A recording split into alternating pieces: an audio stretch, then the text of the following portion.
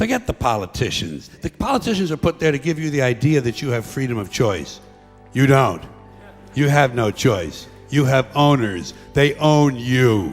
They own everything. They own all the important land. They own and control the corporations. They've long since bought and paid for the Senate, the Congress, the state houses, the city halls. They got the judges in their back pockets. And they own all the big media companies, so they control just about all of the news and information you get to hear. They got you by the balls.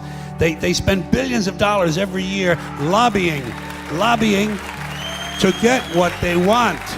Well, we know what they want. They want more for themselves and less for everybody else. But I'll tell you what they don't want. They don't want a population of citizens capable of critical thinking. They don't want well-informed, well-educated people capable of critical thinking. They're not interested in that. That doesn't help them.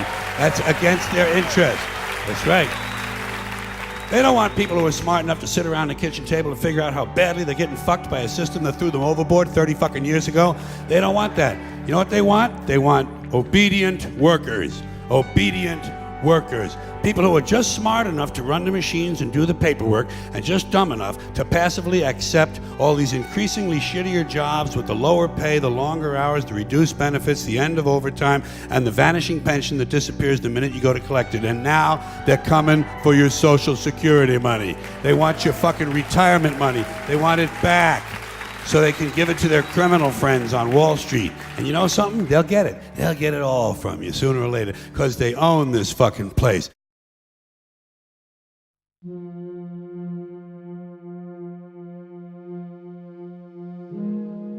It looks like Donald Trump has just been introduced. We're expecting him to walk out onto the stage right now. Look, he's not going to be at the top of the pack, but he can potentially mess up some of his contenders, and that's where the real interest is here, in seeing how Donald Trump's race play out. I think he certainly is likely to get a lot of attention. He's very good at drumming up attention for himself, but you certainly aren't seeing people taking his run as seriously as, say, some of the other candidates. When Bernie Sanders was announcing that he was going to be a candidate for the nomination of the Democratic Party in Burlington, Vermont, I was the only cable host between Fox, MSNBC, and CNN that was there live to cover it. Now, there were live cameras there, but we had coordinated with the Sanders campaign that at 5 o'clock he was going to make his announcement, and we were going to cover this on the Ed Show. I go to Bernie Sanders' house that afternoon, an interview in the backyard, about a 15-minute interview. The grandkids are running around. It's a big day for the Sanders family. He's going to announce that he's running for president. We're going to carry it live later on in the day, and we're going to run this one-on-one tape with Bernie. 3,000 people are there on Lake Champlain. It's 5 minutes to air, and I get a phone call from Phil Griffin. "You're not covering this." I said, "Phil, Bernie Sanders is announcing he's running for president. He's going to be president." "I don't care. You're not covering this." And other people who were there with me will attest to the fact and back me up that this is what happened.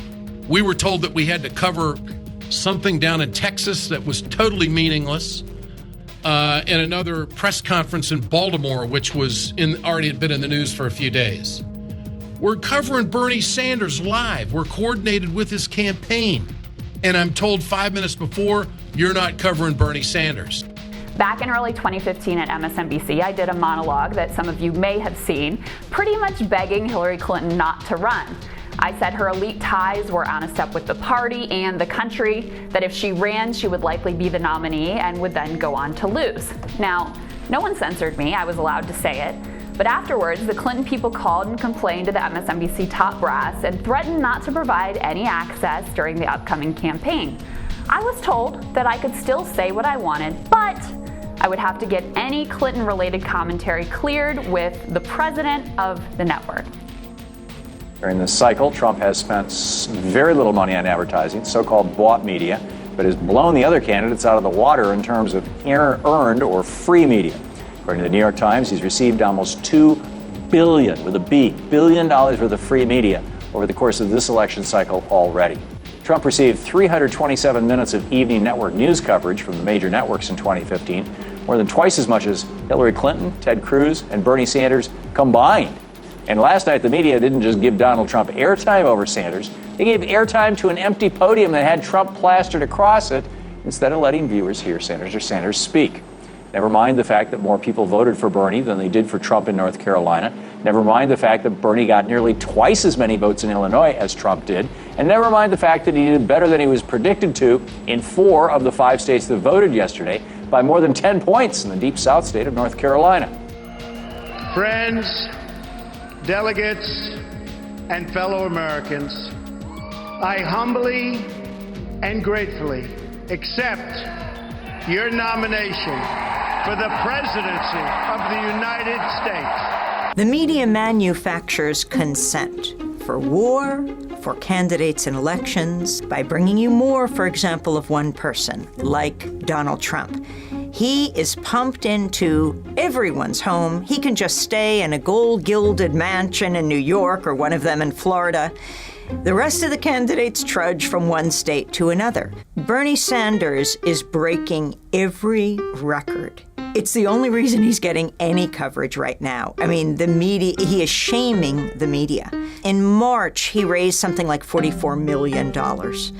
Hillary Clinton raised 29 and change million dollars.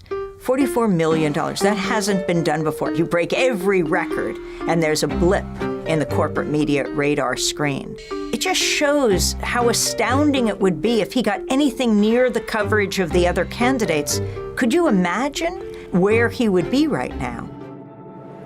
And so, my friends, it is with humility, determination, and boundless confidence in America's promise that I accept your nomination for President of the United States.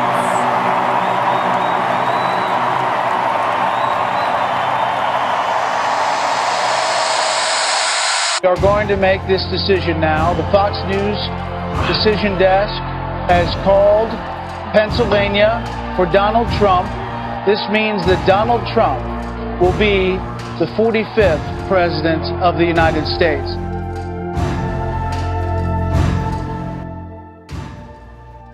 I think we saw during the campaign there was a pattern of behavior on the part of the leadership of the DNC at that time that heavily favored the Clinton campaign, including the debate schedule, these joint fundraising agreements, the difficulties we had accessing our voter data during a period during the campaign.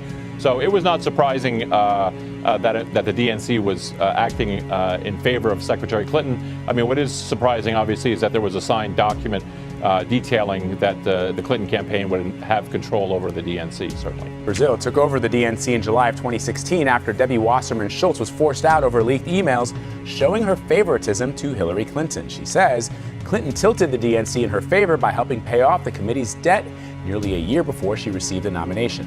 And the allegations are from a new book by Donna Brazile. Portions of it were published in Politico. And in it, she says Hillary Clinton's nomination, quote, compromised the party's integrity. What we do know, and actually one of President Trump's own pollsters recently said this, Bernie Sanders would have beaten Donald Trump hands down. I think all the polling at the time during the primaries was pretty clear. Donald Trump did not want to run against Bernie Sanders, believe me.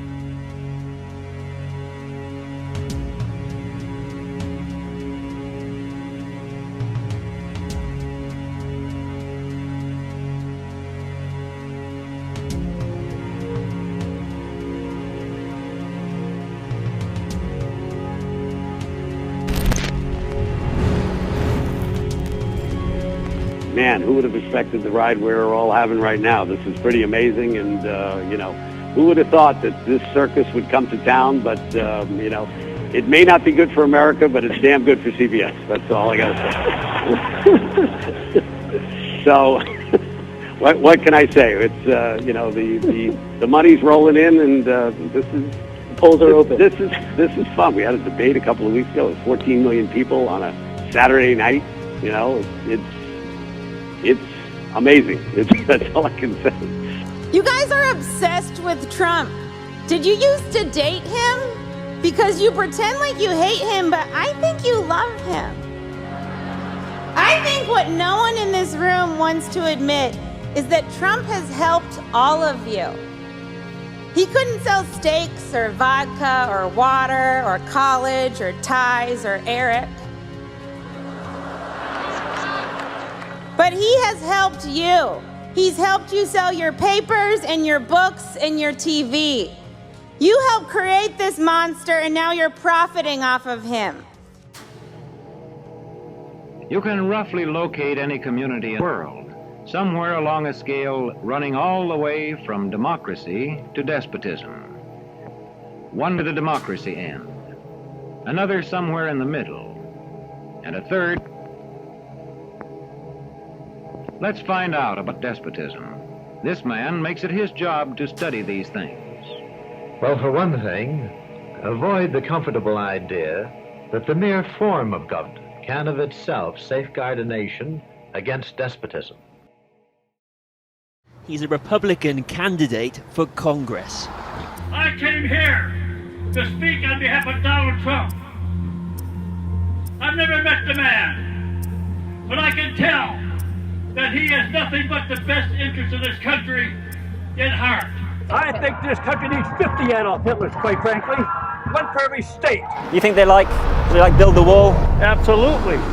America was built by and for the white Christian people of this nation. Donald Trump wants to bring back jobs to America, give dignity to the American worker. Our opponents, the media, and the whole world will soon see, as we begin to take further actions, that the powers of the president are very substantial and will not be questioned. In the current issue of Vanity Fair, the author Marie Brenner says that you read from Hitler's collected speeches, My New Order. You retweeted somebody from Il Duce 2016. It was a Mussolini quote. It said, "It is better to live one day as a lion than 100 years as a sheep." I was the first major candidate in modern times to promote the term and policy of America First. And you're right, my policy is America First. It's time that we take an America First policy in the world. America First! My slogan remains America First. When Mr. Trump started talking about America First, he could claim he didn't know what it meant. But people told him back in 2016, look, America First was a campaign to keep America from fighting Nazi Germany. It was associated not only with isolationism, but with nativism, and in many important cases with white supremacy. So that was explained to him. And yet, nevertheless, America First is the main theme of his inaugural address. Then I have an Article 2 where I have the right to do whatever I want. Hitler made no secret of the fact that a vote for the Nazis was a vote for dictatorship. The Trump administration is considering a set of proposals developed by Blackwater founder Eric Prince and a retired CIA officer with assistance from Oliver North, a key figure in the Iran-Contra scandal, to provide CIA Director Mike Pompeo and the White House with a global private spy network that would circumvent official U.S. intelligence agencies, according to several current and former U.S. intelligence officials. Communities which concentrate decision-making in a few hands rate low on a power scale and are moving towards despotism. Like France under the Bourbon kings, one of whom said, "The state, I am the state." And the bottom line is the president's powers represent the apex of executive authority. We have to go see Bill Gates and a lot of different people that really understand what's happening. We have to talk to them, maybe in certain areas, closing that internet up in some way. The president of the United States is correct 100%. President Trump will sign an executive order defining Judaism as a nationality, not just a religion, thus bolstering the education department's efforts to stamp out boycott Israel movements on college campuses. You speak out against the brutality of the Netanyahu government, which has done bombings in Gaza where they killed 80% civilians, according to the UN. They call it cutting the grass. You speak out against the permanent blockade, which is, putting Gaza on the brink and starving them. You speak out against that now. Oh, well, that's just because you're a bigot. The same people who scream about how the left always weaponizes identity politics, that's exactly what they're doing here. This is a crackdown on freedom of speech. This is a crackdown on the First Amendment. I will restore law and order to our country. Wir wollen, dass dieses Volk einst gehorsam ist und ihr müsst euch in den Gehorsam üben. You can't be citing Japanese internment camps as precedent for anything the president-elect is going to do. Look, the president needs to protect America first, and if that means having people that are not protected under our Constitution... You get the protections once you come here. This is bringing down president in Belgium. It offers evidence of Nazi brutality imposed on Belgian patriots during the period of German occupation. How do you feel about waterboarding?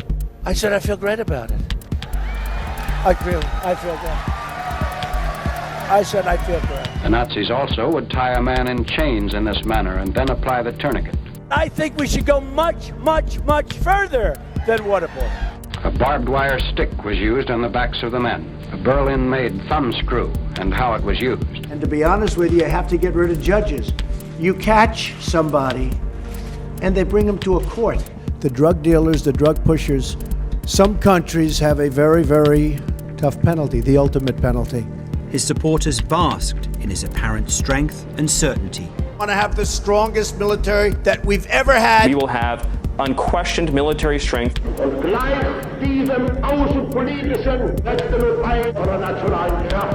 Gaddafi in Libya is killing thousands of people. Immediately go into Libya, knock this guy out very quickly, very surgically, very effectively.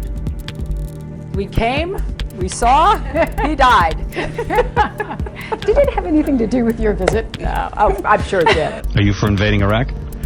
Yeah, I guess so. And Donald Trump taking a big step today in foreign policy. Trump sat down for a meeting with former Secretary of State Henry Kissinger. Kissinger's critics charge that his worldview blinded him to the human cost of the Cold War. Recently released documents reveal episodes in Indochina, Indonesia, and Chile, where Kissinger may have needlessly sacrificed human lives to pursue strategic goals. That this man could operate at such a horrible level and not get exposed for year after year after year after year, how many people came out against him? It's an embarrassment to my profession.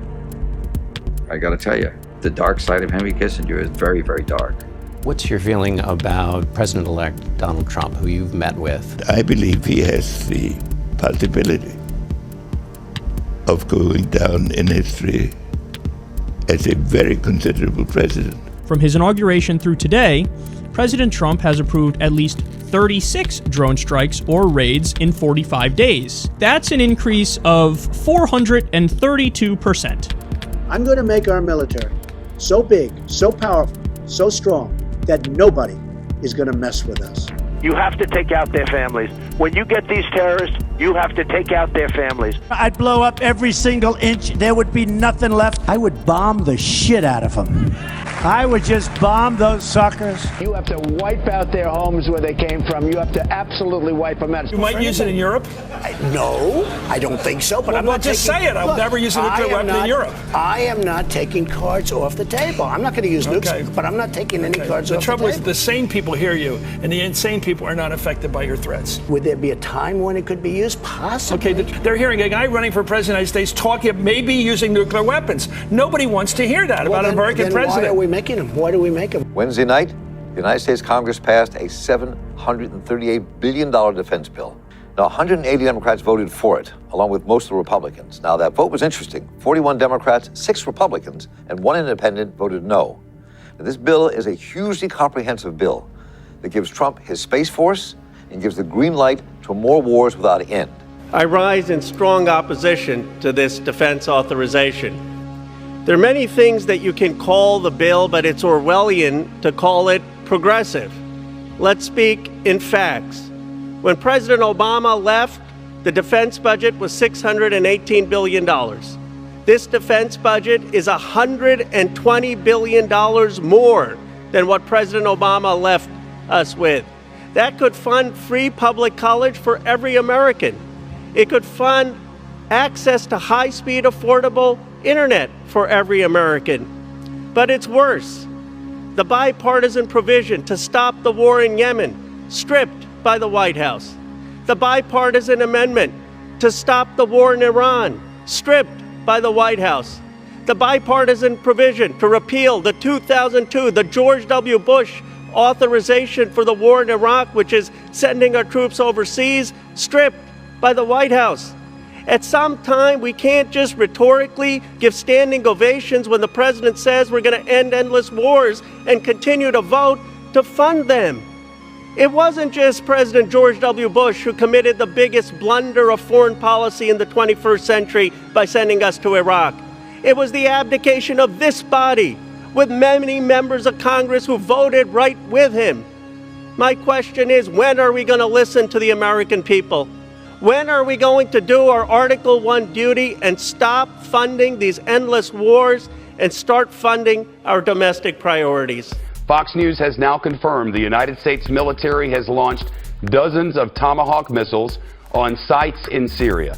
President Donald Trump has revoked an Obama-era rule requiring U.S. intelligence to publicly report the number of civilians killed in drone strikes. Senior U.S. officials are telling NBC News that the Trump administration is moving ahead with plans to make it easier for the CIA and the military to target terrorists with drone strikes, even if it means tolerating more civilian casualties. The Wall Street Journal first broke the story last night that the White House was handing over the power to conduct lethal strikes to the CIA and military with no requirement for a presidential sign-off. North Korea best not make any more threats to the United States. They will be met with fire and fury like the world has never seen. And as I said, they will be met with fire, fury, and frankly power, the likes of which this world has never seen before. We turn now to look at Yemen, where the U.S. is also rapidly expanding military operations. The U.S. has reportedly launched more than 49 strikes across the country this month. According to the New York Times, that's more strikes than the U.S. has ever carried out in a single year in Yemen. Meanwhile, the New York Times is reporting today that the Trump administration has approved the resumption of sales of precision-guided munitions to Saudi Arabia. President Obama froze some of these weapons sales last year due to concern about civilian casualties in Saudi Arabia's expanding war in Yemen. I am concerned about it. I don't like hearing about it. The U.S. president reacts to the news that prominent Saudi journalist Jamal Khashoggi has been killed and dismembered inside the Saudi consulate in Istanbul. Other countries too condemn the allegations, some summoning their Saudi ambassadors to demand answers. But what was going to be the political fallout? Saudi Arabia has billions of dollars of investment in military deals with other countries, especially the United States. $3 billion, $533 million, $525 million. That's peanuts for you. Should have increased it. This is a meeting between the two men at the White House earlier in the year. Saudi Arabia and the US have been close allies for decades, and Donald Trump made it clear soon after the killing that the billion-dollar deals would not be affected. But over time, despite the international condemnations, there were no cut in diplomatic ties, no major sanctions. The king firmly denied any knowledge of it. He didn't really know. Maybe, I don't want to get into his mind, but it sounded to me like maybe these could have been rogue killers. Who knows? And in June of this year, a damning conclusion. 15 Saudi state agents, acting under cover of their official status, used state means to execute Mr. Khashoggi. It was overseen, planned and endorsed by high-level officials, and it was premeditated. Calamar has called for an international investigation and criticised the UN Security Council for not doing enough to act. But at this year's G20, the family photo, telling perhaps, the Crown Prince centre stage next to the US President and the host, Prime Minister Shinzo Abe. A noticeable difference from the one taken a month after Khashoggi was killed and dismembered inside the Saudi diplomatic mission. A year on, the journalist's body has never been found, but it seems that the world's leaders have moved on, and it's business as usual. Tonight, new reporting that Saudi Arabia used U.S. military veterans to pump money into a Trump hotel. The Washington Post reports that lobbyists representing the Saudi government paid for an estimated 500 rooms at President Trump's D.C. hotel in the months after his election. The total bill for those trips, more than $270,000. According to the Post, the lobbyists rented the rooms ostensibly as part of a pressure campaign to overturn legislation opposed by the Saudi government. The lobbyists offered veterans a free trip to Washington if they then went to Capitol Hill to lobby against the law. Several veterans told the Post the trips featured fancy dinners in a Trump hotel dining room, an open bar that was frequently extended. One of the veterans said he was confused by the opulent nature of the trips until one of the organizers, who'd been drinking minibar champagne, mentioned a Saudi prince. I said, "Oh, we were just used to give Trump money." Saudi Arabia this morning is rejecting a 60 Minutes report about a classified document that may prove a Saudi link to the 9/11 hijackers. The explosive allegations are contained in a secret section of a report on the terror attacks known as the 28 pages. Bob Graham won't discuss the classified information in the 28 pages. He will say only that they outline a network of people that he believes supported the hijackers while they were in the U.S. You believe that support came from Saudi Arabia? Substantially. And when we say the Saudis, you mean the government, rich people in the country, charities? All of the above. Graham and others believe the Saudi role has been soft-pedaled to protect a delicate relationship with a complicated kingdom where the rulers, royalty, riches, and religion are all deeply intertwined in its institutions. The committee will be in order. Porter Goss, who was Graham's Republican co-chairman on the House side of the joint inquiry and later director of the CIA, also felt strongly that an uncensored version of the 28 pages should be included in the final report. The two men made their case to the FBI and its then director, Robert Mueller, in a face-to-face meeting. They pushed back very hard on the 28 pages, and they said, no, that cannot be unclassified at this time. Did you happen to ask the FBI director why it was classified? We did in a general way, and the answer was because we said so and it needs to be classified. And now there is a new story from the Associated Press about that front line, that Saudi Arabia, a U.S. ally, is supporting al-Qaeda fighters in Yemen. We have not authorized Saudi Arabia or the Emirates to retransfer any of this equipment to other parties on the ground in Yemen. We are with Saudi Arabia. We're staying with Saudi Arabia. And by the way, just so everybody, I have no business whatsoever with Saudi Arabia. Couldn't care less. I don't want him negotiating for me. He makes bad deals.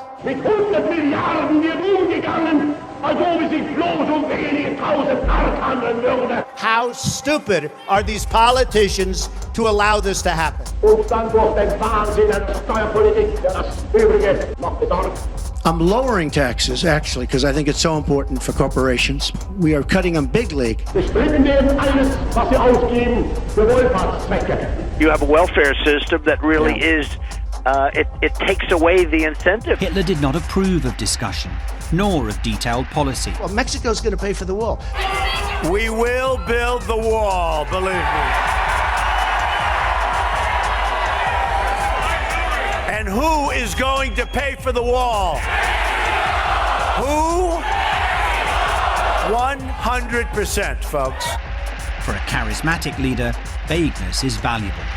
Mexico will not pay for the wall. We're going to make them pay for that wall. Hitler was seen as self-obsessed. I have a very good brain, and I've said a lot of things. Hitler was often described as an egomaniac who only loved himself. I have Ivy League education, smart guy. I have like a very, very high aptitude. I'm pretty good at English. I always did very nicely in English. I mean, like, I'm a smart person. And he was, quote, so thoroughly untruthful that he could no longer recognize the difference between lies and truths. Trump spent an entire day repeating a false claim that President Obama literally is the founder of ISIS. He put forward certain claims that were in no way valid, and I said to my friend, my impression after that speech is that this man Hitler will hopefully never come to political power.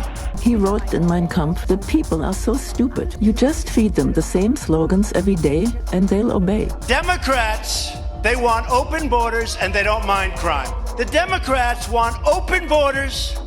They want anybody they want, including MS-13 pouring into the country. They want to protect illegals coming into the country, much more so than they want to protect you. The Democrats want open borders and they don't mind crime. So they don't mind crime, they want open borders. We believe firmly and profoundly that he was sent to us by God to save Germany.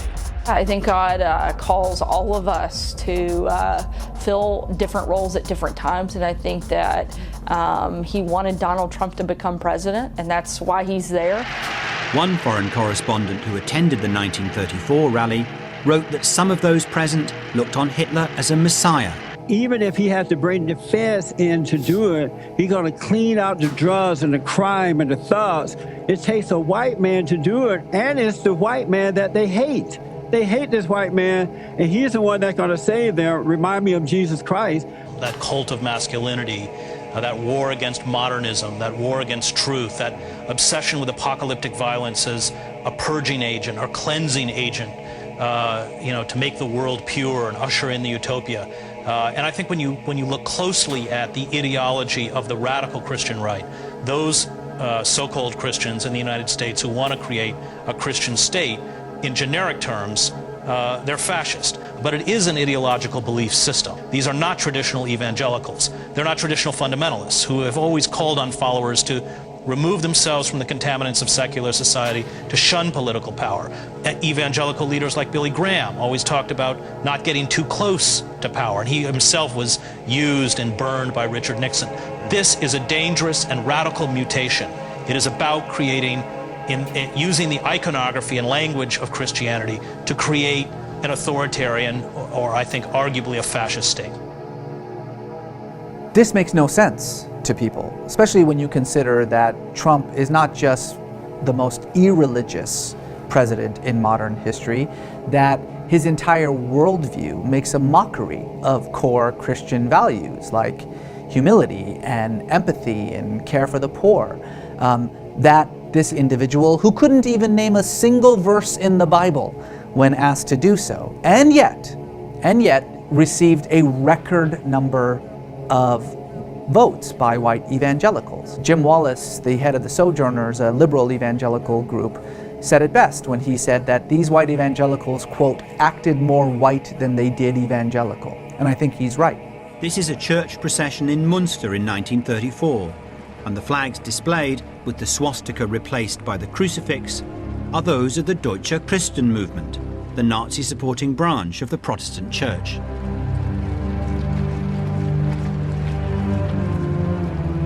One leading member of the Deutsche Christen movement referred to Adolf Hitler as the embodiment of the eternal will of God.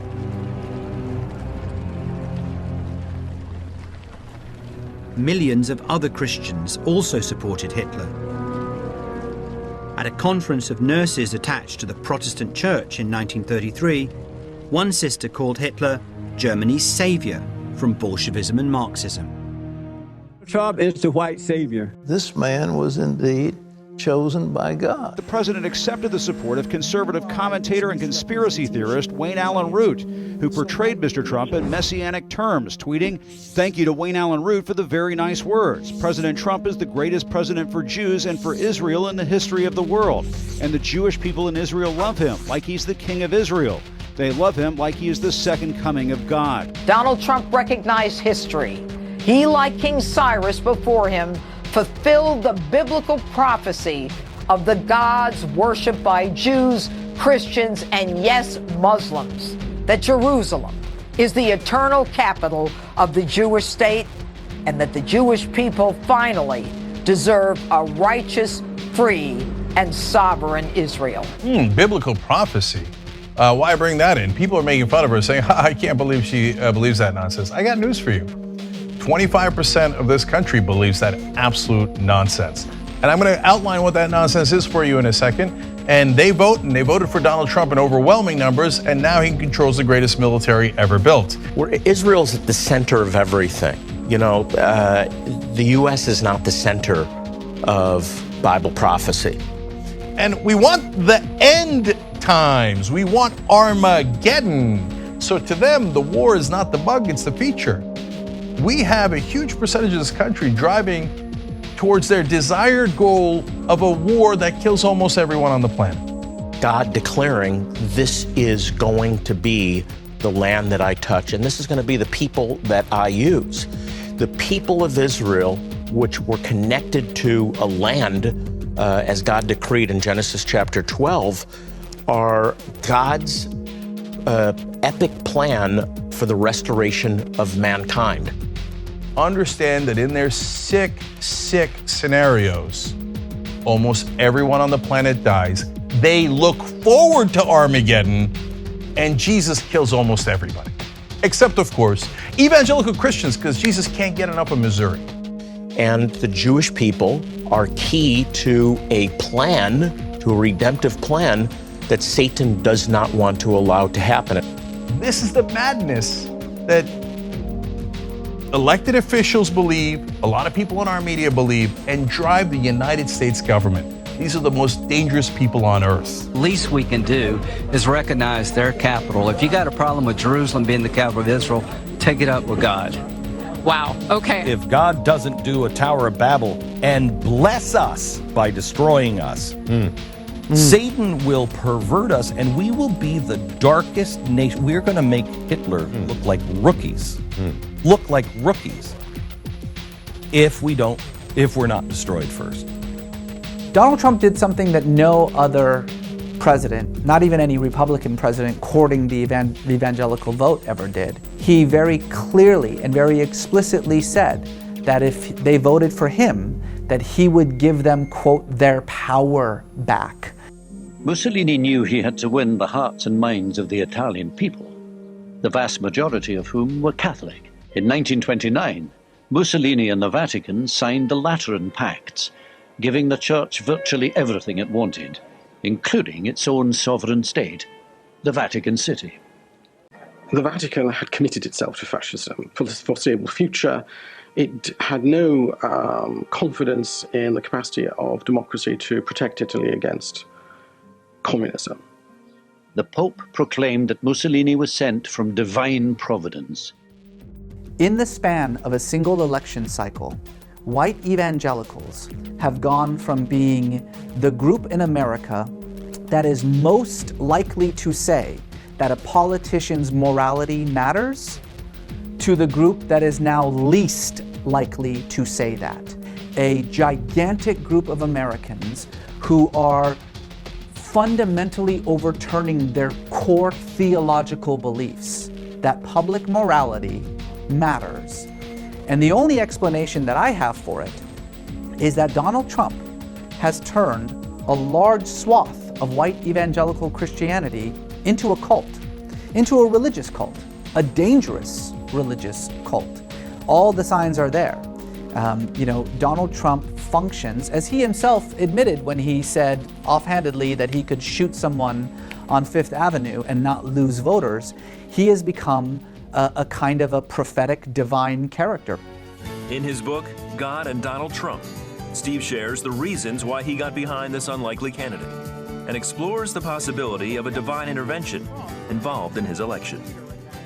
Pat Robertson, the head of the 700 Club, a very influential white evangelical, literally said that God took him in a dream up to heaven and he saw Donald Trump sitting at the right hand of God.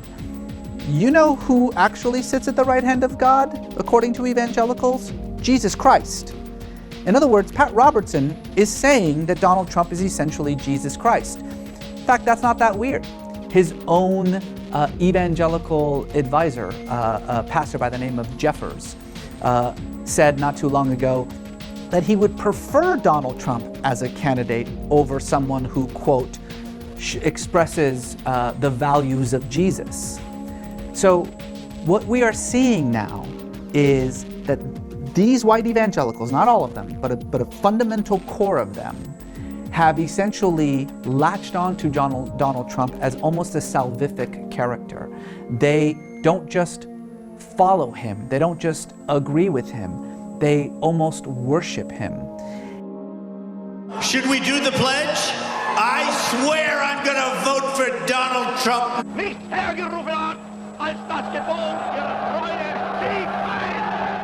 I could stand in the middle of Fifth Avenue and shoot somebody and I wouldn't lose any voters, okay? Trump said he could shoot someone in the middle of Fifth Avenue and get away with it. No, I don't think so.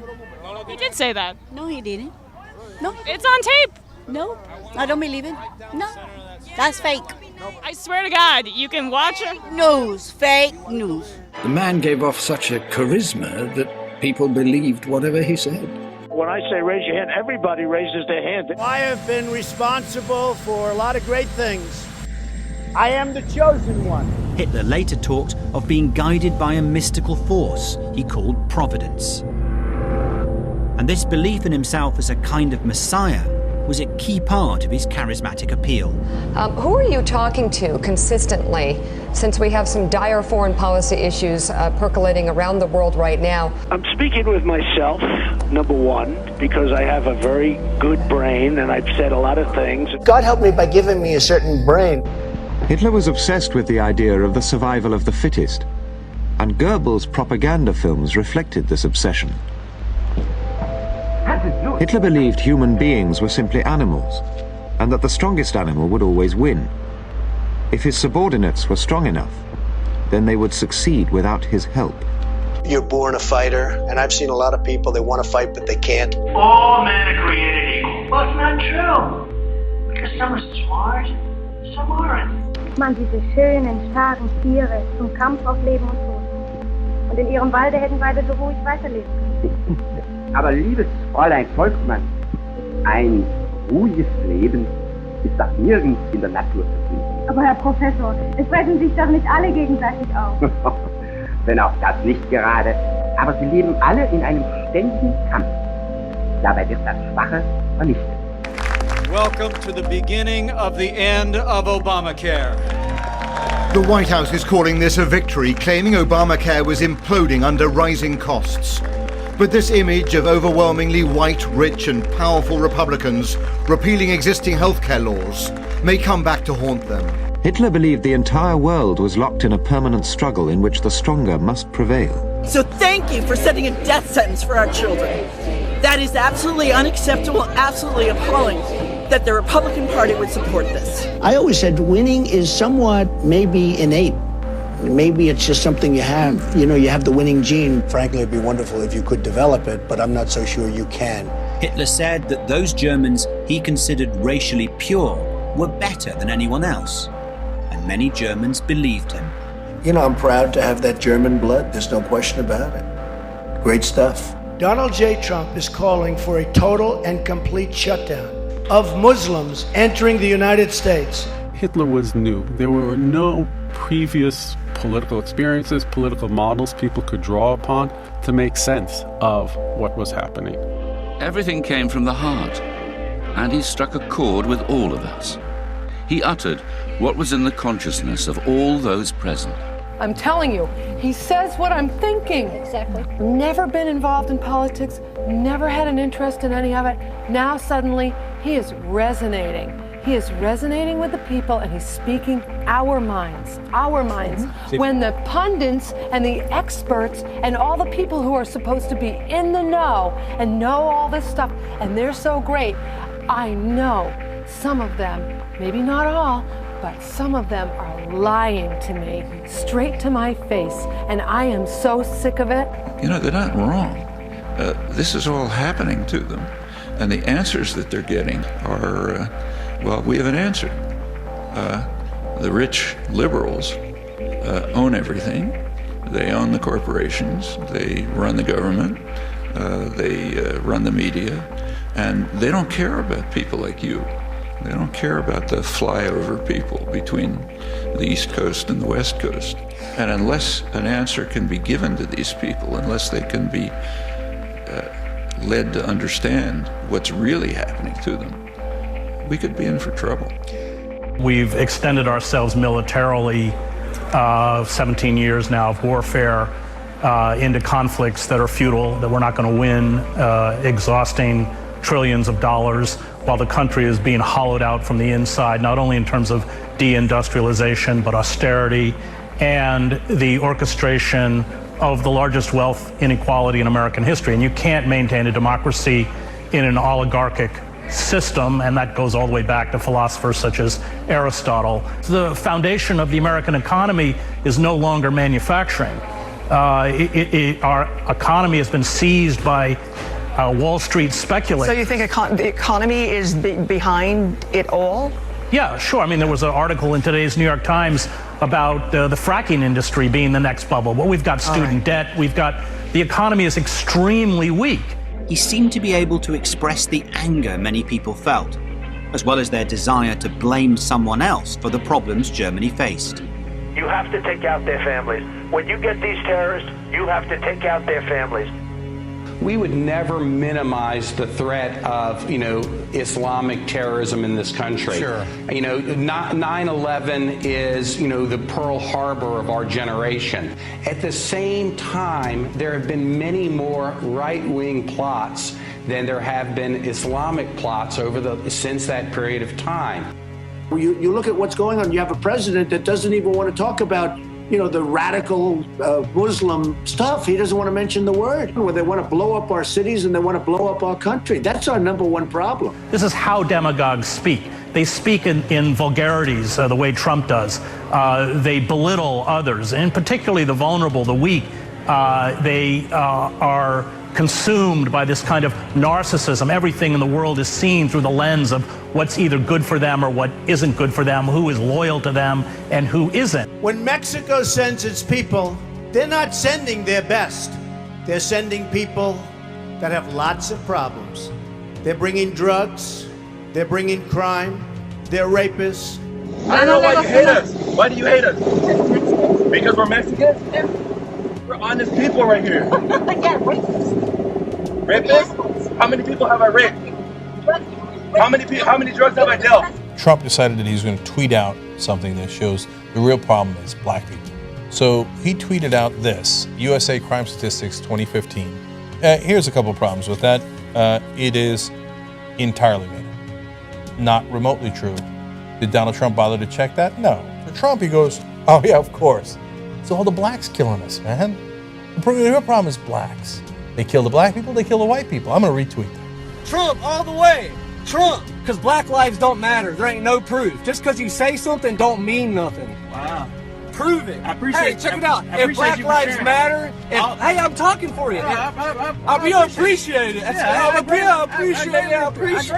gladly appreciate it, sir. International banks plot the destruction of U.S. sovereignty. Es ist eine kleine, wurzellose internationale Clique, die nicht will, dass sie zur Ruhe kommen. Any Jewish people that vote for a Democrat, I think it shows either a total lack of knowledge or great disloyalty. Go to Auschwitz. Go to Auschwitz. And I know why you're not going to support me. And, you're not going to support me because I don't want your money. You don't want to give me money, okay? But that's okay. You want to control your own politician. You're the enemy.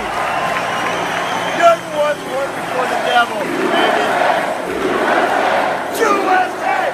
USA! In my opinion, you vote for a Democrat, you're being very disloyal to Jewish people, and you're being very disloyal to Israel.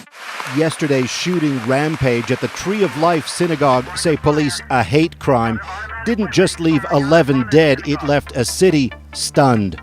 The accused, Robert Bowers, reportedly shouted, "All Jews must die," as he opened fire. Say many, the hate on display evermore is fueled by regular polarizing language from the White House.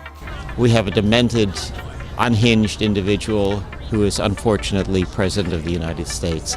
And what he is setting as an example is simply, he's inflaming what always subliminally has been part of the American culture. Meanwhile, Americans themselves seem to be losing faith that any of this can ever be turned around. You have people that are Jewish people, that are great people, they don't love Israel enough. A lot of you are in the real estate business because I know you very well. You're brutal killers, not nice people at all, but you have to vote for me. You have no choice. You're not going to vote for Pocahontas, I can tell you that. You're not going to vote for the wealth tax. Yeah, let's take 100% of your wealth away. No. Even if you don't like me, some of you don't. Some of you I don't like at all, actually. And you're going to be my biggest supporters because you'll be out of business in about 15 minutes if they get it. So I don't have to spend a lot of time on that.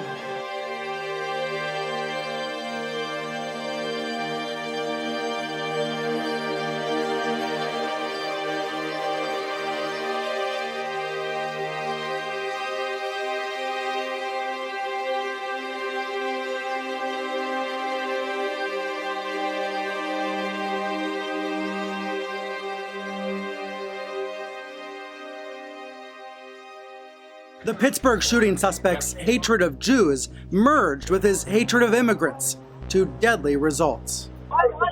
He called migrants invaders, using the same dehumanizing language that's been saturating right-wing radio and TV. This invading horde? This is an invasion. This is an invasion. We may never know where the suspect heard these ideas or why he believed them, but we do know that the hate crime coincided with a rise in hateful language, from the InfoWars fringe to Fox's primetime lineup.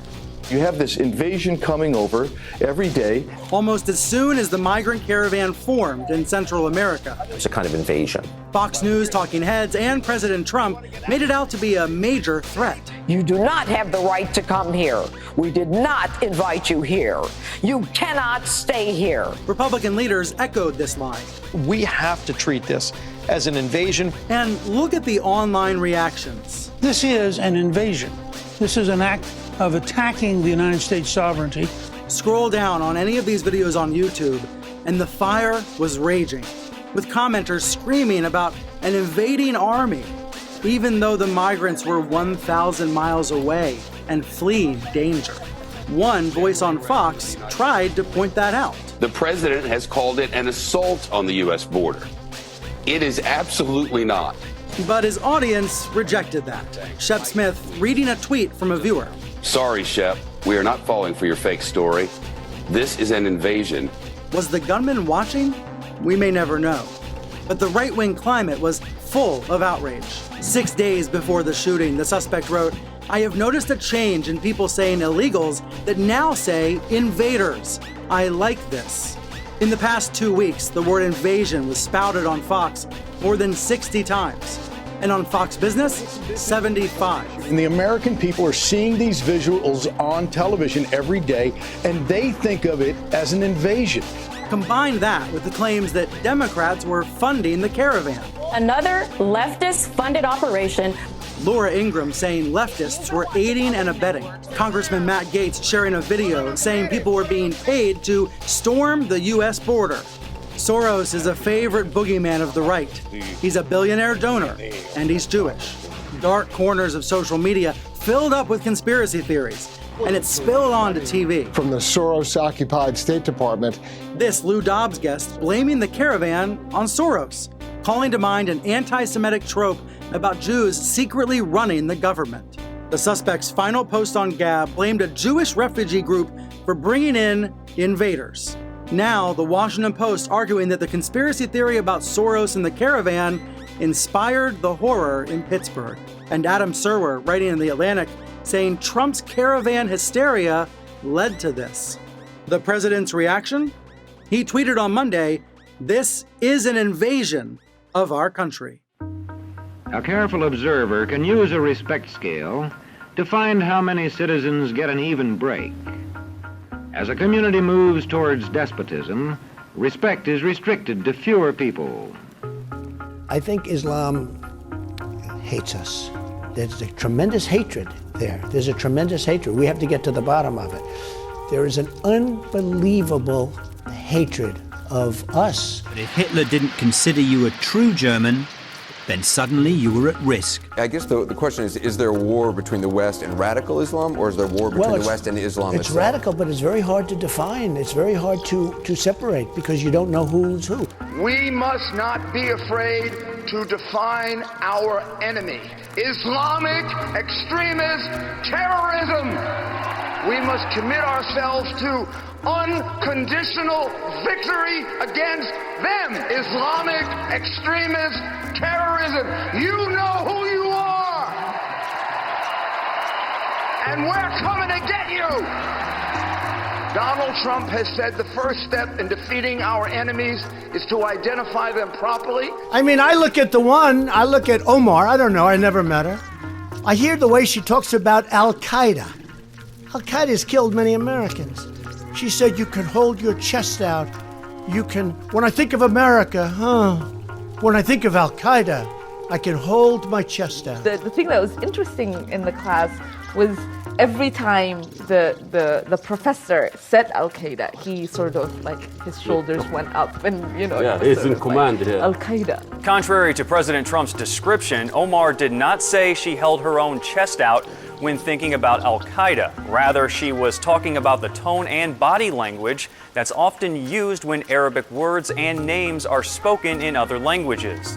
An upstate New York man faces federal charges accused of threatening to kill a member of Congress. 55-year-old Patrick Carlinio was arrested yesterday in Rathbone. The U.S. attorney accuses him of threatening to murder Congresswoman Ilhan Omar. He allegedly accused Omar of being a terrorist and said that he would shoot her. Donald Trump has said the first step in defeating our enemies is to identify them properly. Special thanks to Representative Omar of Minnesota.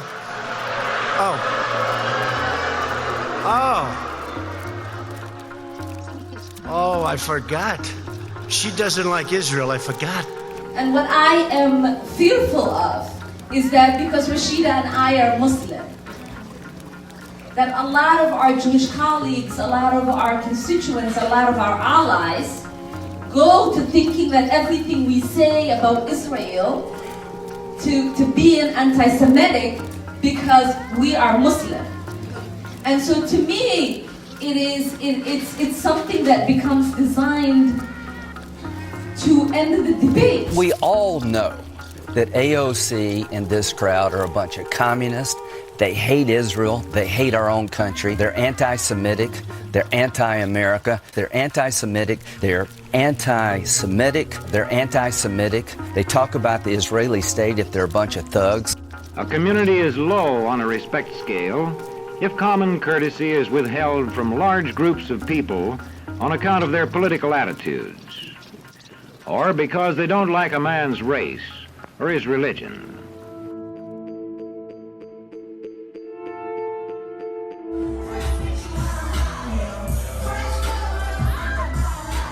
Girl, what in the world were you celebrating on the anniversary of 9/11?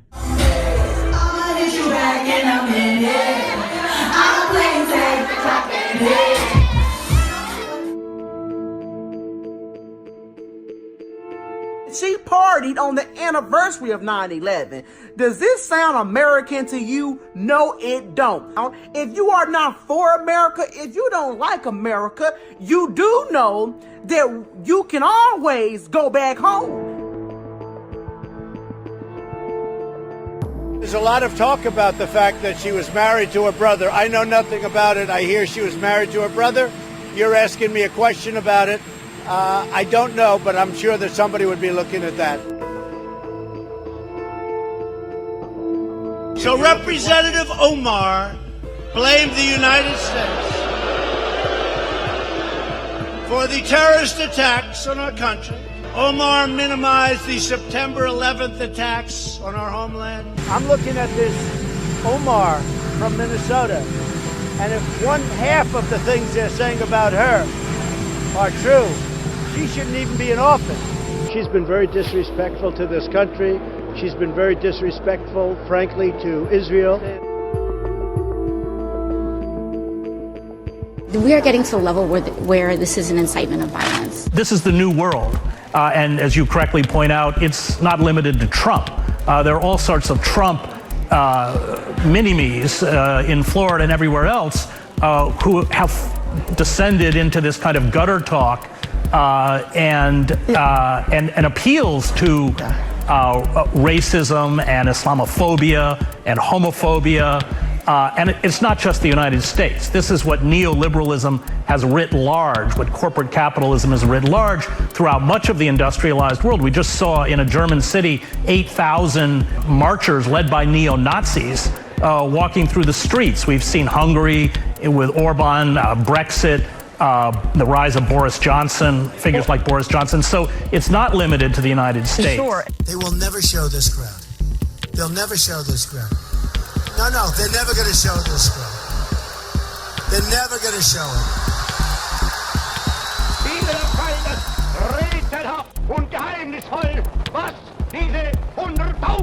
These are just dishonest, terrible people. I'm telling you that.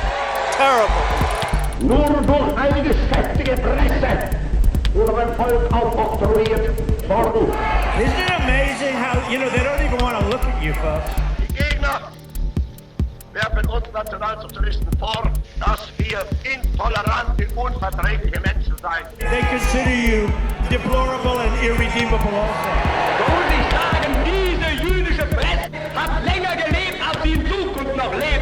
I'm going to open up our libel laws so we can sue the media. These people back here, these horrible, horrendous people, you are the enemy of the people. A California man was arrested for making violent threats against the Boston Globe. In one of 12 calls to the paper, Robert Chain allegedly said, "You're the enemy of the people. We're going to kill every effing one of you." I called the fake news the enemy of the people, and they are. Totally common for presidents to criticize the press. All of them have done so. To label the press a domestic enemy is a sharp departure from any historical precedent. Federal agents are working tonight to get to the bottom of a rash of bomb scares up and down the East Coast. The targets are mainly prominent Democrats as well as CNN. I mean, that sounds like a fire alarm here. We'll keep you posted on that. But to have forcing journalists to continue reporting from the streets outside their building. Shelter in place. ABC News later tweeted a photo of what it said was the bomb sent to CNN, recovered by the New York Police Department. Just hours before the nationwide manhunt for a mail bomber came to an end, suspect Cesar Sayoc was spinning records at this Florida strip club. Live from the Trump event, the next president of the United States. He also apparently attended President Trump's inauguration. It's new footage of the accused serial mail bomber at a Donald Trump rally. Muscles bulging, he's holding a CNN Sucks poster and chanting, "Tell the truth." Sporadic clashes between members of far-right organizations and anti-fascists spread through the streets of Portland hours after a far-right rally concluded. President Donald Trump inserted himself in the affair, tweeting that Antifa might be named an organization of terror. When you get these terrorists, you have to take out their families. But he had no criticism of neo-fascist or far-right groups. Right at the beginning, the first communists and social democrats were carted off. I even saw it myself, the lorries. It didn't make us think. They were only communists after all. Enemies of the people. You know, it's so sad. You see the Democratic Party, they're imploding. I mean, to me, they're not even people. They're not even people. They're not even people. It's so sad. Hitler was careful to act mostly against groups in German society that many other Germans were already prejudiced against, like Jews and communists. Hitler was aware that as a charismatic leader, the more he targeted carefully defined enemies, the better. Today, democracy can ebb away in communities whose citizens allow power to become concentrated in the hands of bosses. If a community's economic distribution becomes slanted, its middle-income groups grow smaller, and despotism stands a better chance to gain a foothold. This is Philip Alston, the United Nations point man on poverty. His job usually involves visiting the world's least developed countries. But earlier this month, Alston flipped the script. My report demonstrates that growing inequality and widespread poverty, which afflicts almost one child out of every 5, has deeply negative implications for the enjoyment of civil and political rights. The country he's talking about might not be what you'd expect. It's the United States of America, and his criticism made to the United Nations Council on Human Rights goes much, much further. The United States has the highest income inequality in the Western world, and this can only be made worse by the massive new tax cuts overwhelmingly benefiting the wealthy. Another sign of a poorly balanced economy is a taxation system that presses heaviest on those least able to pay. Trump campaign, as you'll recall, he said, "My tax plan is not going to benefit the wealthy, it's going to benefit working people." Well, it turns out over 10 years, 83% of the benefit at the end of 10 years goes to the top 1%. That's what greed is about. They want it all. So as you indicated, you have a company like Amazon, owned by Jeff Bezos, who happens to be the wealthiest guy in America, worth about $150 billion. Amazon paid zero in federal income taxes. And it's not just them. Dozens of corporations paid nothing or very, very little. And on top of all of that, you got these guys able to stash all over the world trillions of dollars in the Cayman Islands, in Bermuda, in Luxembourg, and other tax havens. That is insane, and that has got to end. Alston's report to the UN not only implied that U.S. policies towards poverty ignored human rights, but as a result, democracy itself is being steadily undermined. I am a third-generation farmer. My family farmed soybean and cotton. Things got a little tough, and so I had to get a second job. But is this enough? No. I made the money, not enough money to pay my expense. Basically, I fell behind. At just 21, Jenner is worth $1 billion, and her cosmetics company, Kylie Cosmetics, is valued at $900 million. In 2016, she purchased a 1.4-acre Hidden Hills compound, which includes a 1,300-square-foot mansion, for $12 million. Over the last 2 years, Kylie has bought at least 5 other properties totaling more than $40 million. With all those properties, she definitely has the space to store all of her luxury cars. Over the last year, I would say that I probably only earned like $5,000 to $6,000. I actually had a bank account, but I don't right now. There was so much things needed, it just got in the negatives. There's a lot of people who need help paying their utilities. We wanted to just try to offer any support that we can. I would say the housing condition is, for the most part, deplorable, but without mobile homes, it'll be a lot of homeless people. Since receiving a $225,000 black Mercedes-Benz G-Wagon for her 16th birthday, Kylie has amassed a pretty impressive luxury car collection. She's recently reported to have paid an estimated $10,000 to wrap her G-Wagon to match her $400,000 Lamborghini Aventador. For her 19th birthday, Kylie bought herself a one-of-a-kind Land Rover for $200,000.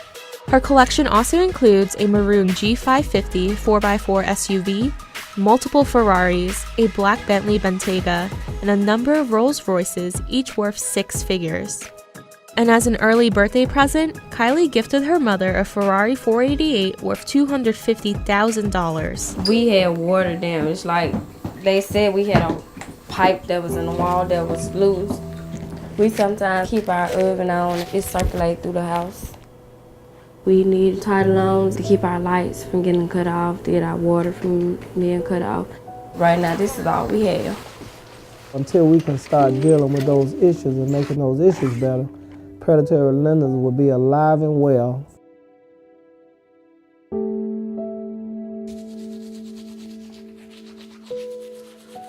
I did do the car title loan, which was a big mistake because I had a Chrysler and they ended up taking that.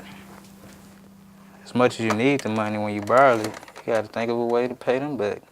Asked what she would grab in the event of a fire, Kylie said she'd grab a $432,000 Hermes Himalayan crocodile skin Birkin bag with 18-karat white gold hardware and more than 200 diamonds. Is the money like keeping score? It's a scorecard. The money is there really a difference between $2 billion and $2 billion? No, and there's not a difference between $2 billion and $30 million. I mean, because you're going to live essentially the same way. You know, it gets to a point where it really is a scorecard, and it's fun to keep score. Now I'm a farm man working, driving the school bus, working, maintenance, janitorial at a school, and just have to pay a little bit at a time, just keep going. Because that's what I've been doing all these years, just hoping for better days. I need just the money now. I believe most folk in this community, if they had the opportunity to make a sustained living, they would. We asked Nikki Haley's spokesperson at the mission to the UN to speak to NewsHour Weekend about Alston's report. He didn't respond to calls and emails. Those of us who are well off have safety nets, either personal or familial or whatever. These people don't have those safety nets.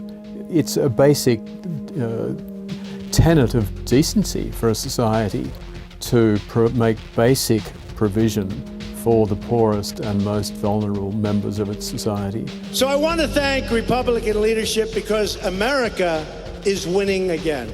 Interesting and frankly troubling numbers. In the 50 years that we've been measuring inequality, that the U.S. Census Bureau has been measuring inequality, we have never seen, Colin, inequality as high as we see it today. So even while stock market's high, unemployment's low, we're told wages are rising, still, we see the rich getting richer and richer and richer, and everybody else basically stuck.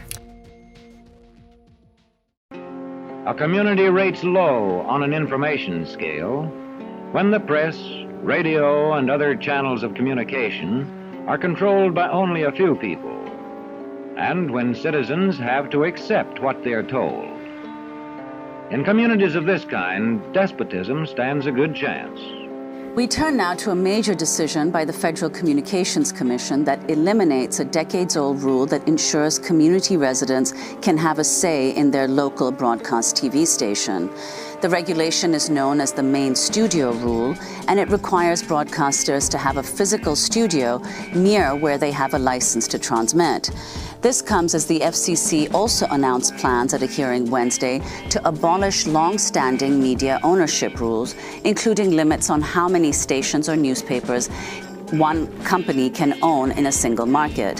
FCC Chairman Ajit Pai testified Wednesday during a congressional hearing. Or if you believe, as I do, that the federal government has no business intervening in the news, then we must stop the federal government from intervening in the news business. And that is why this afternoon I shared with my fellow commissioners an order that will reform our media ownership rules and help pull the government once and for all out of the newsroom. The government has a defect. It's potentially democratic. Corporations have no defect. They're pure tyrannies.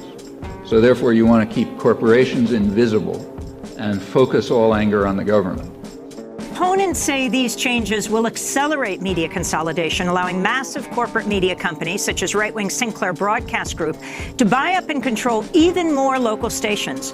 Earlier this year, Trump's FCC appointees revived a regulatory loophole that could allow Sinclair to buy 42 TV stations from Tribune Media Company, on top of the more than 170 stations it already owns. The deal means Sinclair stations would reach about 72%, almost three-quarters of U.S. households.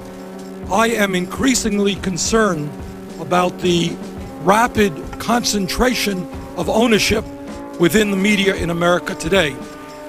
It should be a real concern to all Americans that all of our major television networks are owned by very, very powerful and wealthy corporations who very clearly have a conflict of interest in terms of what they present on the air. I want to congratulate you, Chris, on 10 years of MSNBC, but I wish standing with you was Phil Donahue. He shouldn't have been fired for expressing an anti-war point of view on the eve of the election. His point of view and the people he brought on were I don't know what the reasons important. were, but I doubt it was that. Well, we have the NBC memo. That was a secret memo that came out that said they didn't want him to be the face of this network, an anti-war face at a time when the other networks were waving the flag. But there's always conservative tendencies in corporate America. You know that. Well, I think what happened to me, the biggest lesson, I think, is how corporate media shapes our opinions and our coverage. This was a decision, my decision, the decision to release me, came from far above. This was not an assistant program director who decided to separate me from MSNBC. They were terrified of the anti-war voice, and that is not an overstatement. Anti-war voices were not popular. And if you're General Electric, you certainly don't want an anti-war voice on a cable channel that you own. Donald Rumsfeld's your biggest customer. Every time you had an anti-war voice on, they would make sure you had two pro-war voices on. He said we could never invite Noam Chomsky in because we couldn't have a room big enough to counter this one anti-war voice. We have to look then at what was happening because, as you've been saying, we have to look at how the media cheerleads today, whether we're talking about drone wars or intervention, because the media does the same thing again and again, denigrate the peace voices and amplify the voices of those in power. NBC News President Andy Lack, who, full disclosure, is the guy who fired me, came in 2015 with the mission to ditch the liberal lean of the network. I guess it was uncomfortable for him and the other execs at cocktail parties to be associated with the network where labor unions might be mentioned positively and trade deals negatively. They excised pro-working class voices like Ed Schultz from the network. Ideologically centrist journalists from NBC News were brought in to take over for more left-leaning opinion shows. They went on a right-wing hiring spree of Bush-era neocons. This lineup change positioned them perfectly for their current Trump-era incarnation, where they're essentially a mouthpiece of the national security state. I am tempted to quote the great Leonard Cohen, I'm guided by the beauty of our weapons. And they are beautiful pictures of fearsome armaments making what is for them a brief flight over to this airfield. In These Times recently did an analysis of Bernie's primetime coverage on the network and found that he is mentioned 1/3 as often as Biden and far more negatively than any other candidate. Take a look at this graphic. The green is positive mentions and the black is negative. Some shows covered Bernie in an almost exclusively negative light. Guys like Donnie Deutsch spend every morning talking about how Trump is the end of the republic, but then say they would vote for Trump over Bernie. Firmly believe, knowing Donald Trump, that if you said to Donald Trump, Mr. Trump, in order to become Putin, in order to stay in office forever, in order to loot this country, you have to do X. He is capable of doing wherever your mind can take you for X. 1,000%. He wants to be president. I want to stop using the word. I want to start using the word fascist. Yeah, he's a fascist. And tendencies, many tendencies like Adolf Hitler. I find Donald Trump reprehensible as a human being, but a socialist candidate is more dangerous to this country as far as the strength and well-being of our country than Donald Trump. I would vote for Donald Trump, a despicable human being. No, you won't. Let me tell you Stop something. yourself. That's without even mentioning the amount of industry-approved right-wing talking points that are regularly rolled out to attack progressive priorities like Medicare for All and the Green New Deal. This is not liberal, and it is certainly not the left. There is nothing intellectual or principled or progressive about simply reflexively opposing Trump and worshiping the Republicans who oppose him when they have never reckoned with their own role, from deregulation to zombie Reaganism to the Iraq War that helped create this whole mess. And if books and newspapers and the radio are efficiently controlled, the people will read and accept exactly what the few in control want them to. We're going to find the leakers. We're going to find the leakers. They're going to pay a big price for leaking. And then Donald Trump takes power and immediately begins using the playbook refined and sharpened by his predecessor, President Obama. Donald Trump is now surpassing Obama's 8-year record in just over 2 years in office.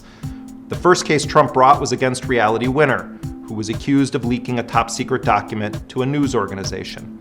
That NSA document related to alleged Russian intelligence operations aimed at breaching software systems used in some U.S. voting systems.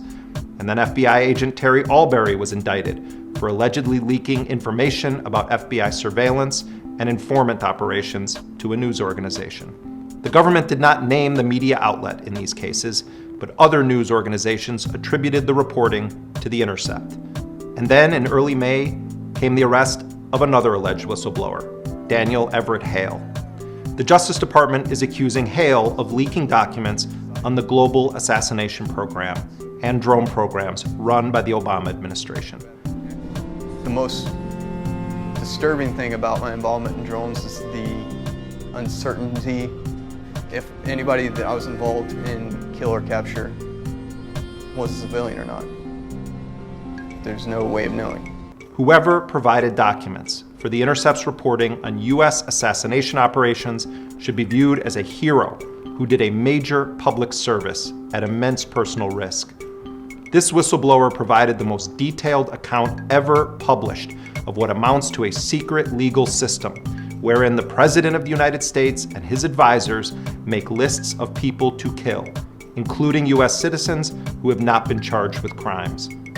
These documents we published showed that at times as many as 9 out of 10 people that the U.S. kills in its so-called targeted assassinations are not the intended target. They revealed how the watch listing system has spiraled out of control and how U.S. citizens have no right to know if or why they are on watch lists or kill lists. This was an extremely important and brave moment in the history of the post-9/11 secrecy and mass killing operations and the fight against them. Back in 2015, I discussed this on Democracy Now! This government has been relentless in its pursuit of people of conscience who blow the whistle and has characterized them as traitors and spies, and in the process has criminalized the ability to do independent journalism that is meant to hold them accountable, the government accountable. We are at an extremely dangerous moment in the history of this country. Donald Trump is using the same rhetoric used by Nazi officials in the 1930s and 40s to attack the press. He said he wants to jail journalists who publish stories he doesn't like. And he's wielding the Espionage Act like a chainsaw against journalistic sources. What makes it all so much worse is that it was the constitutional law scholar and Trump predecessor, Barack Obama, who teed Trump up, who laid the groundwork, who blazed the trail for this extremely deranged and dangerous man currently occupying 1600 Pennsylvania Avenue. But look at the way these stories are covered in the broader media. With a few notable exceptions, the lack of solidarity or just basic understanding of how dangerous these cases are is just largely absent. Instead, there are attacks on the news organizations or the reporters. For all of the talk of how dangerous Trump is to a free press, why hasn't the Reality Winner case been covered more extensively? Why is a CNN reporter losing credentials a national scandal, and threatening alleged whistleblowers with 50 years in prison is a non-story? My colleague James Risen knows a lot about the Espionage Act. He fought the Bush and Obama administrations for some 7 odd years when they tried to force him to testify against an alleged source being prosecuted under the act. Recently, Jim was on Democracy Now! Discussing how many media organizations cover these cases. I think that's a fundamental flaw in the way the press covers these things, is that they look at it as a crime rather than as an attack by the Justice Department on the press in the United States, which is what this is. Daniel Everett Hale is facing a half a century in prison for his alleged crime of blowing the whistle on a secret assassination program that regularly resulted in the killing of civilians, including an American teenager. None of this is about espionage, and it should be clear to every journalist in this country, to every person of conscience, that what this prosecution is about is threatening anyone who even thinks of leaking, say, a Trump tax return. This is about criminalizing journalism. It's about increasing the secrecy and decreasing the transparency. It's an assault on the very idea of a democratic society. At these moments, silence is complicity. Everyone should care about what happened to Reality Winner, and what's happening again to Chelsea Manning, and what's happened to Edward Snowden, and yes, what's happening to Julian Assange. And we should all care what happens to Daniel Hale. This is a precedent-setting moment, not just legally, but morally, because this is not the end. This is the beginning, and they will eventually come for other news organizations. Government censorship is one form of control. A newspaper which breaks a government censorship rule can be suspended. It is also possible for newspapers and other forms of communication to be controlled by private interests. I thought I told you to kill that story. I've had the story for 3 years. I've had this interview with Virginia Roberts. We would not put it on the air. First of all, I was told, who's Jeffrey Epstein? No one knows who that is. This is a stupid story. Then the palace found out that we had her whole allegations about Prince Andrew and threatened us a million different ways. We were so afraid we wouldn't be able to interview Kate and Will that also quashed the story. And then Alan Dershowitz was also implicated in it because of the planes. She told me everything. She had pictures. She had everything. She was in hiding for 12 years. We convinced her to come out. We convinced her to talk to us. It was unbelievable what we had. Clinton. We had everything. I tried for 3 years to get it on, to no avail, and now it's all coming out, and it's like these new revelations, and I freaking had all of it. I'm so pissed right now. Like, every day I get more and more pissed because I'm just like, oh my God, what we had was unreal. Other women backing it up. Hey, yep. Brad Edwards, the attorney, 3 years ago, saying there will come a day when we will realize Jeffrey Epstein was the most prolific pedophile this country has ever known. And I had it all 3 years ago. President-elect Donald Trump raised the prospect of a new global arms race on Thursday after he suggested on Twitter that he would increase the size of the U.S. nuclear arsenal. Trump's tweet read, quote, "The United States must greatly strengthen and expand its nuclear capability until such time as the world comes to its senses regarding nukes." Trump's tweet came on the same day Russian President Vladimir Putin said his country needed to, quote, strengthen the military potential of strategic nuclear forces. According to the International Campaign to Abolish Nuclear Weapons, about 93% of all nuclear warheads are already owned by Russia and the United States, which together have about 14,000 warhead stockpiles. This is a U.S. military test of a conventionally configured ground-launched cruise missile. The test took place on San Nicolas Island off the coast of California on Sunday. Such a missile would have been banned under the Intermediate Range Nuclear Forces Treaty, or INF, signed by the U.S. and Russia during the Cold War. But since Washington formally withdrew from the pact earlier this month, tests like these are no longer prohibited. The move has sparked fears of an arms race. Russia says it won't react to provocations and that the U.S. is to blame. Bear in mind that the Bulletin of Atomic Scientists, which has established since 1947, beginning of the nuclear age, it's established the doomsday clock, where the minute hand is a certain distance from midnight. Midnight means goodbye, termination of all of us.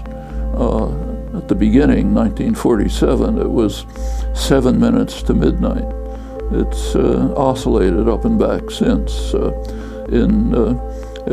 Last January, after a year of the Trump administration, it moved to 2 minutes to midnight. That's the closest it's been to terminal disaster ever, with one exception, 1953. The United States, then the Soviet Union, exploded thermonuclear weapons, demonstrating that in our ingenuity we had devised the means to destroy everything. They're hearing a guy running for president of the United States talking of maybe using nuclear weapons. Nobody wants to hear that about an American president. Why are we making them? Why do we make them? And now it's worse. The Nuclear Posture Review, the revelation since that time that the U.S. actually has developed a first strike potential which could eliminate any deterrent to a first strike.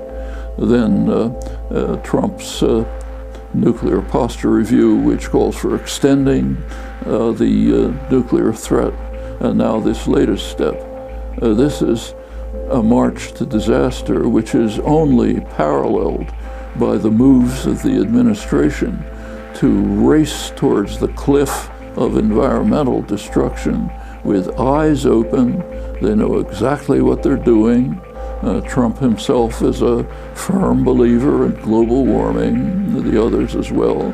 But just in order to fill a couple of overstuffed pockets with more dollars, they're willing to threaten the existence of organized human life. The people are speaking clearly, and there's two ways to go. Anger and nationalism, which has been done before in history. And you can go for nationalism, you can go for anger. Trump is Adolf Hitler? If you look at what's happening with Donald Trump and his playing to the lowest common denominator and to the anger in us, you know, Adolf Hitler, we all look at Adolf Hitler in 1940. We should look at Adolf Hitler in 1929. He was a kind of a funny kind of character that said the things that people were thinking. Where Donald Trump takes it, I have absolutely no idea. But Donald Trump is a dangerous man with the things that he has been saying. He's a race-baiting, xenophobic, religious bigot. He doesn't represent my party. He doesn't represent the values that the men and women who wear the uniform are fighting for. He doesn't have the temperament or judgment to control himself when he gets mad. This is Coup land. He's disparaged women. He has an 80% disapproval rating among Hispanics. At the end of the day, he would be the most flawed nominee in the history of the Republican Party. I think he's a kook. I think he's crazy. I think he's unfit for office. He's not a conservative Republican. He's an opportunist. He's not fit to be president of the United States. Come to South Carolina, and I'll beat his brains out. You know, run for president, but don't be the world's biggest jackass. Donald is a bully. The man is utterly amoral. This man is a pathological liar. A narcissist at a level I don't think this country's ever seen. Donald, you're a sniveling coward, and leave Heidi the hell alone. So will you support him as the nominee? I'm going to beat him for the nomination. That's not He answering is the not. question, Senator. I am answering the question. Donald Trump will not be the nominee. He's leading right now. You Donald just looked in Trump will that camera not and be said the he's nominee. a coward. Will you support him as the nominee? Donald Trump will not be the nominee. The Nazi vote had dropped to 33% in the November 1932 election. It looked like their support had peaked. But powerful figures on the traditional right still felt they had to negotiate with Hitler. They too wanted to eliminate democracy and destroy the communists. And without Hitler and the Nazis, they had no access to mass support. A former chancellor, the aristocratic von Papen, came up with a deal. Hitler could be chancellor if he, von Papen, was vice-chancellor, and there were only 2 other Nazis in the cabinet, surrounded by more traditional conservatives. The theory was Hitler would be tamed. As the picture of the cabinet President-elect Trump wants is filled in, we are seeing more figures who reflect deep ties to Washington or Wall Street. As a result, Hindenburg offered Adolf Hitler the chancellorship on January the 30th, 1933. Von Papen crowed, "We've hired him," and the new cabinet posed for the cameras. And in case you're only listening to us on radio, I just donned a red Make America Great Again hat. Just 2 years ago, he was Adolf Hitler. You know what concerns me about the American press is this endless attempt to label the guy as some kind of kook, not fit to be president. I think he's a kook. I'll vote for him in 2020. Gladly, I'll vote for him in 2020, and not really even on his record. In 2020, Donald Trump will be overwhelmingly re-elected as President of the United States. The Nazis would later try and rewrite history to say that Hitler became chancellor simply because it was his destiny. But in reality, Hitler had been helped into power by economic circumstance and the support and miscalculation of others. I'm the senator from South Carolina, and I'm going to do what the people in South Carolina want me to do, help make this president successful. Trump is telling people privately socialism won't be that easy to beat. I remember after the 2016 election, and this shocked, of course, people that are in the media and are in the political class, that are in the political classes. But there were a lot of articles about people who voted for Donald Trump, but would have voted for Bernie Sanders if Sanders actually made the ticket. And that, of course, where would that be? Right. Wisconsin, Michigan, Pennsylvania. Sanders has a certain resonance among working class voters. The New York Times put together a map of data from all of the 2020 Democratic candidates and where their support is coming from. So this map looks at the candidates that have the most individual donors. Bernie Sanders, by far, from coast to coast, has the most individual donors and the most concentration of individual donors across the United States. Where that sea of blue across the country is Bernie Sanders. Yeah, that's right. Dominating. You should see they that. actually did a separate map. So you can see everyone else. Pulling out the blue to be like, well, okay, Right. if we just take Bernie Sanders aside, here's how everybody else is doing. Listen, these low dollar, donations are an indication of viability. Yeah. You know, we keep talking about electability. Well, Biden's got this, Biden's got that. Biden's got a lot of name recognition. He has the halo effect from his proximity with President Obama.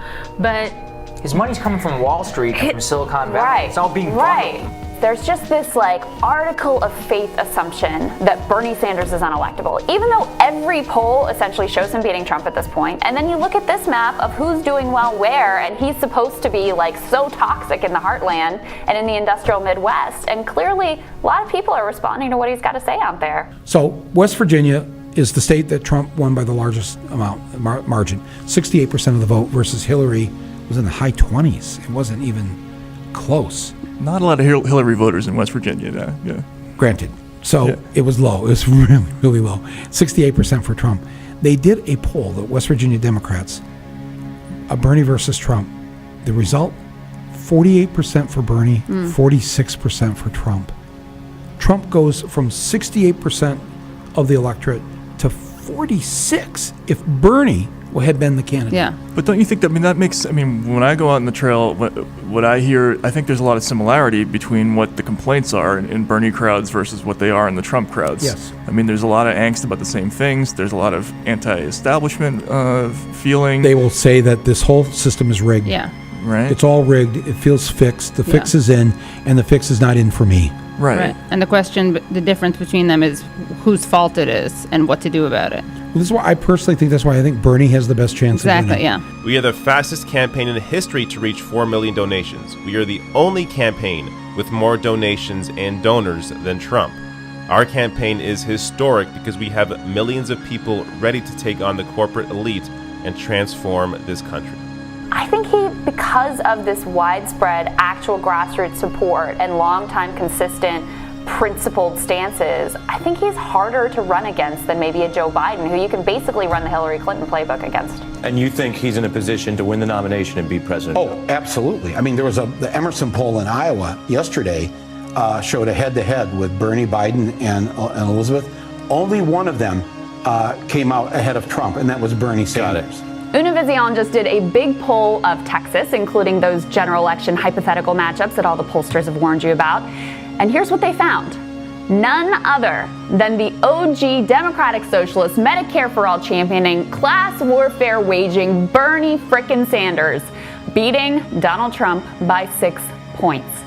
Now, that margin was better than any of the other candidates, including Mr. Electable Joe Biden and Mr. Texas is my home state, Julian Castro. Remember, not only is Sanders a self-described democratic socialist, but he is also calling to end all subsidies to the fossil fuel industry, ban fracking, and ultimately eliminate fossil fuel use altogether. And this is Texas. If you want to support a Democratic candidate who can beat Trump, well, clearly Bernie Sanders is the candidate to support. In a capitalist democracy, you have the problem, and it is always perceived as a problem, that the general population has a method of participating in decision making. You can't shut them up, you can't put them in jail, you can't keep them away from the polls, and so on. And it's striking that that has always been perceived as a problem to be overcome. It's what's called the crisis of democracy. Too many people organizing themselves to enter the public arena. And we've got to keep the general population marginalized because they're always going to make mistakes. Marginalizing meaning? Reduce them to apathy and obedience. Allow them to participate in the political system, but as consumers, not as true participants. That is, allow them a method for ratifying decisions that are made by others, but eliminate the methods by which they might first inform themselves, second organize, and third act. Ratification would be what? Well, ratification would mean a system in which there are two positions presented to me, the voter. I go into the polling booth and I push one or another button depending on which of those positions I want. That's a very limited form of democracy. A really meaningful democracy would mean that I play a role in forming those decisions and in creating those positions, that those positions reflect my active, creative participation. The truth is that the powers that be, and I'm going to talk about this in a minute, they are so powerful. They have so much money that no one person, not the best president in the world, can take them on alone. The only way we transform America is when millions of people together stand up and fight back.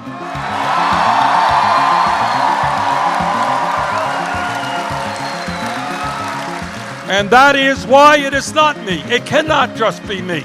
I got to do my job, you got to do your job, and the American people together have got to do the job that must be done.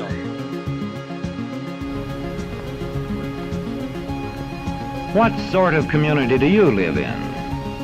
Where would you place it on a democracy-despotism scale? What happens in a single community is the problem of its own citizens. But it is also the problem of us all, because as communities go, so goes the nation.